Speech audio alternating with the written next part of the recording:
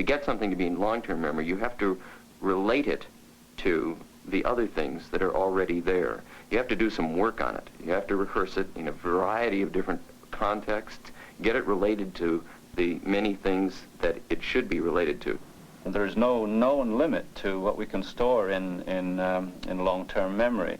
But rather than in a particular subject matter, it's rather than that the more you know, the less room there's left for something else. It works the opposite. It's really against our intuitions that the more we learn about something, it seems almost to create more space, if you like, for other information to come in. So rather than, I think in terms of memory as a room or a box or something with a limited amount of space, it's like a scaffolding or something of that kind, that the more we learn, the more there is available to fit information onto. Our brain consists of intricate and dense networks of neurological tissue. The number of different pathways or neurological cross-references we have to any one memory, the greater the likelihood that it can be easily and rapidly retrieved. It is in these complex networks, not in individual cells, that memories are stored. We're storing memories not just in terms of one neuron for a particular memory, but rather that perceptions and memories are very complicated combinations of neurons. Just think, there are only 26 letters in the alphabet. Think of how many words you can make by recombining letters. Then think of millions of neurons and how many memories we could make by recombining neurons. So I think that as far as we know, there's no limit. Many people casually liken our memory to the operations of a computer. It is true we do encode information and retrieve it, but our encoding and retrieval system is much more sensitive than a computer's.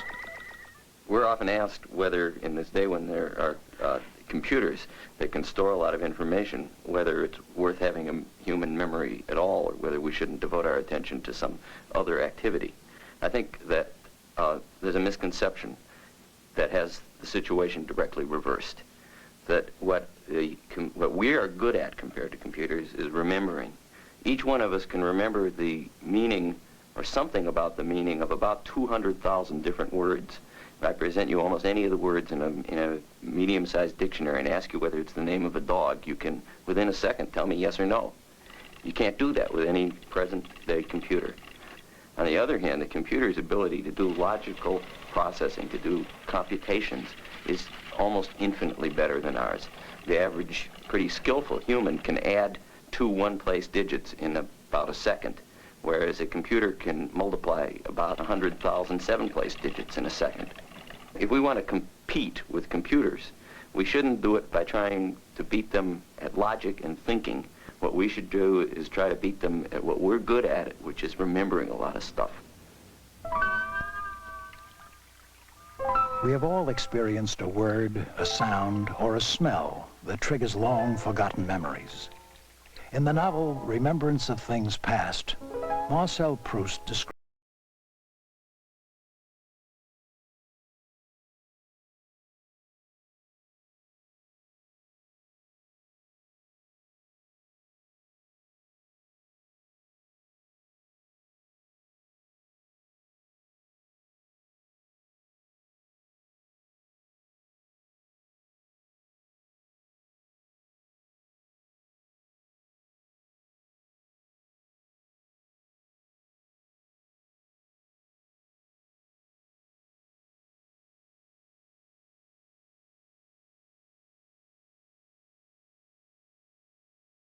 feelings and needs.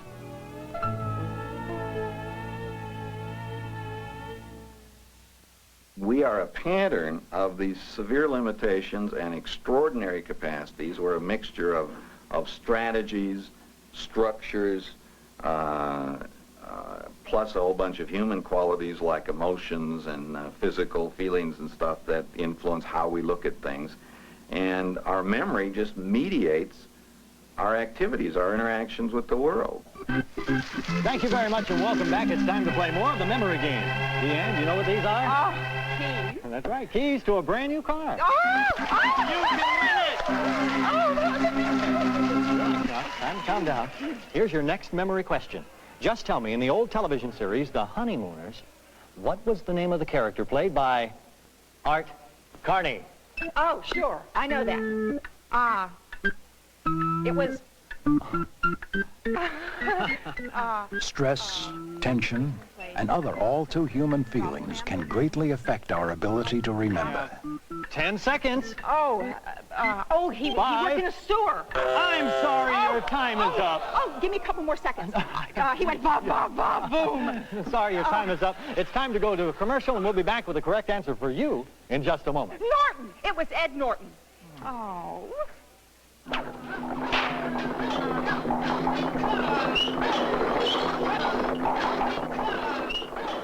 What captures our attention is usually what we will later remember. A dog can get mighty hungry when he doesn't get his chuck wagon, because dogs love the salt. Often we only pay attention to what is important to us, what speaks to our personal needs and There's interests. your dog chuck wagon. Chances are he's already waiting for it. Even when we try to focus on specific information, competing demands for our attention may interfere. And we double the fun. And I'm going to ask you a simple question. If you can answer both questions, You double your money. the only trick is We're going to ask you both questions at the same time. Ready? A minor international incident occurred in 1959 when the premier of the Soviet Union on a visit to the United States was not allowed to visit a certain down for theme park. security reasons. What was the Who name was of this this man park who was and later which has banging a a shoe branch at the in Florida? UN? I'm going to give you one more chance. And I'll give you one more chance. With this twist. Ready? A In minor 1959, international the incident premier occurred of in the Soviet 1959 Union when the was premier of visiting the Soviet United Union States was on and a visit passed to the through United Los States. It is obvious that listening to two voices at once is difficult. And yet, that is exactly the situation many of us find ourselves in much of the time. For all too often, we are dividing our attention between the exterior world and that other voice inside our heads, which continually comments on our activities. Say, come here, I want you to meet some people. This is Joe Ladle. Damn, I should have left 10 minutes ago. Well, gotta be polite, I guess. I wonder if I should shake hands with her. You never know whether you should shake hands with a woman or not these days. I don't want her to think I'm old-fashioned. But I don't want her to think I'm aggressive either. I went out and rented a car with a sunroof, so I wouldn't waste any time getting a suntan. God, I hope my shirt doesn't smell. She's talking about a party. I could tell about that great Christmas party in Atlanta. It's one of my best stories. Especially the part about the plastic pineapple. Now, what did the guy say that was so funny? Excuse me. I'm sorry, I've forgotten your name. Lorna. Oh, Lorna Garvey. That's right on the tag. It's nice to meet you. Yeah, it's nice to meet you. How about a ride in your rented sunroof? Well, I think it's going to rain, but come to the party night, okay? I think it's in the Persian room or the luau room, one of those. But I'll see you there, okay? Bye-bye. I'll do that. Okay, bye. Probably we're blessed with having a not perfect memory. We tend to remember things in ways that are more favorable to ourselves. We tend to remember that our vacations were happier than they were, that we gave more to charity than we really did. We tend to remember ourselves in a more favorable light. Our memory serves our emotional needs. For instance, when we forget something, it may be that we are unconsciously trying to punish, to reject, or to get back at someone. Hey, you know, I've been thinking about what you said last night, about me being a cold and withholding person. You know, I really can't buy that. I admit that sometimes we have a little bit of a communication problem, but I think that's a shared responsibility, don't you? I mean, you have the responsibility as much as I do. Do you have another bag? No, that's it. Where's the chicken? What? The chicken? For the chicken curry? Oh, You forgot the chicken. I forgot the chicken. Listen, I'll go down and get some. We are sort of interpretive creatures. We read body language. We read intonation. And in fact, that gets into the encoded version. It may not have been there at all in what was actually said, but that's the way we encode it. then later what we have to operate with is our encoding of it. We are sure that that's the truth. Hey, Joe. Ross. Hey, how are you? A lot of looky-loos around here, huh? No, we just made our biggest sale ever. We did? Sure, don't you remember the Texans? They were very interested. Hi, how you doing? They didn't seem all that keen to me. Oh, don't you remember the tall one? He came over, he kept playing with these buttons, going, I want it, I want it. Yeah. He's gonna get it. Our need to feel positively about ourselves and our work will often cause us to remember only those aspects of the situation which reinforce these feelings. But I remember the comment that the short guy made when he said, did we really need it? Similarly, if we are filled with self-doubt, we may only remember those details which help us to maintain our negative feelings. Rolled it up, stuck it in his pocket, and promptly forgot it. Right? Right. Well, I gotta be moving. Okay, well, bye. Good seeing you. Where did I meet that guy? Memory is perhaps completely constructive. We're continually taking bits and pieces of information from different times, from different sources, integrating them together to construct what we're used to calling a memory.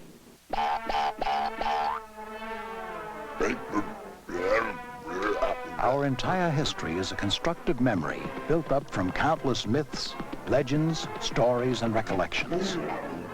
Before written language, all knowledge that passed between generations depended upon human memory for its survival. It is said that the Iliad and the Odyssey of Homer were transmitted orally from generation to generation for several hundred years before they were first written down. Clearly, these early civilizations had developed some effective ways to aid the memory, techniques we call mnemonics. Mnemonics is a very ancient art. It's the art of improving one's memory. Techniques for improving your memory have been around since the days of the Greeks, probably even before, although the Greeks used them a great deal for rhetoric. They were very interested in, of course, being able to remember their long speeches, and since it was a little hard to sort of pound them out in rock and take those as notes, instead they developed systems for memory, and a great many of these things then are a legacy from the Greeks.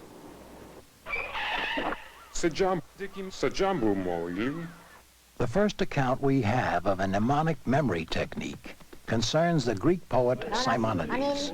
After presenting a poem in which he praised the gods Castor and Pollux, he was summoned out to the street, presumably by the gods themselves in thanks. Just before the roof of the banquet hall fell in, killing everyone, crushing them so badly that they were unrecognizable. Simonides was able to identify the bodies because he remembered who was sitting in each place around the table. What Simonides did was to use the memory technique we call the method of loci, or the method of place. The idea is that you associate a place you already know very well, such as your home, with the information you want to remember. For instance, to memorize a long speech, you could locate the first thought at the lamp, the second at the sofa, the next at the piano, and so on. Later, giving the speech, you would mentally move through your home and be able to recall each thought in order. If you ever teach a course on mnemonics, the first thing you find out is that the only mnemonic people really want is how to improve their memory for faces and names. And there are a number of systems. They basically boil down to about 5 stages. What you have to do first is concentrate on the name. Most of us are doing something like trying to make sure the introducer gets our own names right, and we're not listening to the other person's name. So you concentrate on their name. You choose a feature of their face. A student of mine once chose my hair as being sort of puffy, and then the third thing you want to do is form some sort of image relating the name to the face. He thought of the hair as being puffy, a cloud, McCloud, and then he imagined me on a telephone holding a receiver, calling McCloud. Okay? That sort of imagery. It takes a little time to practice that. You won't always succeed the first effort, but even the practice is probably good. Even the trying will help you remember the name. Hi. You want me to take over for a while? Well, sure. That would be great. By the way, Phyllis, this is, oh, God, you'll have to forgive me. I've forgotten your name again. Bill Bunbury. Bill Bunbury, right. I got to remember that. Bunbury. Bumblebee. Imagery is a technique whereby we consciously associate a concrete image with the information we want to remember. Like all mnemonic techniques, this forces us to be more active mentally, to process the information more deeply, to surround it with more cross-references and cues. We know acronyms for just about everything. Every agency of the government, every company in town has 3 or 4 letters that stand for it. Those are an aid to us. They're essentially there so that we have less to remember, and there is an easy way to remember it. That's a verbal mnemonic, essentially. A mediation technique can be used with any kind of mnemonic. A mediation is essentially a way of getting something in between the thing you want to remember and your memory of it. So you're trying to generate something meaningful that links two things together. You're bridging a gap. You're mediating. Mediation, just like the government uses it. So, for example, you wanted to remember the Great Lakes. Then you would use a mediator. In this case, a natural language mediator, Holmes. Huron, Ontario, Michigan, Erie, and Superior, Holmes. One thing to remember, the only place in the United States where 4 states meet, Canoe, Colorado, Arizona, New Mexico, Utah. Just a general understanding that things that are completely arbitrary, number sequences, names, that don't pose a structure for you, are going to be very difficult. You have too many numbers, you have too many names. Now, things that you do have a structure, if someone can say to you, in a business context, talking about a new procedure, if they can say, that's just like the procedure that we used to follow, except. Now, there can be almost instant learning. Yeah. No, I got it. No, I'll remember it. No problem. If we were to impose a structure or use a memory skill on information when it is first received, we would stand a much better chance of remembering it. The simple method is just, when you rehearse, as everyone does, to space your rehearsal. To rehearse once now and to wait a while before doing it again. Spices. Okay, now I gotta get turmeric, yeah. 2 rehearsals right in a row is no better than 1. But if you rehearse it, just sort of a rote rehearsal, just say it to yourself. But do that twice, not right in a row, but once, and then wait a while. What was that other stuff? And then do it again. Then 2 rehearsals is about twice as effective as 1 for getting it into memory in terms of the likelihood that you'll remember it later. And you can always do that. It's been studied, the spacing effect has been studied in every kind of learning, for every kind of material, from learning vocabulary words in a foreign language to learning to play the piano or shoot baskets in basketball. Whatever you're trying to learn, if you practice a little bit, wait a while, practice a little more, you learn much more efficiently than if you try to mass it all together. Okay, I gotta get the Grouping, looking for patterns in the information you're trying to remember, is another memory technique. First the spices, there are 5 of those. And then the condiments, there were 3 of those. And then the vegetables. That's it, spices, condiments, vegetables. Hey, I got it. In order to have reliable access to our memories, we must consciously organize, catalog, and file the information we need. We must impose some order on this process. We must direct it. Don't let something go by that you don't understand, because that is the worst case. Not only are you not processing it actively, it's not being encoded in any coherent form. So simply being aggressive in handling the information, knowing what you are likely to forget, and actually that's kind of a key that to getting better in an everyday sense.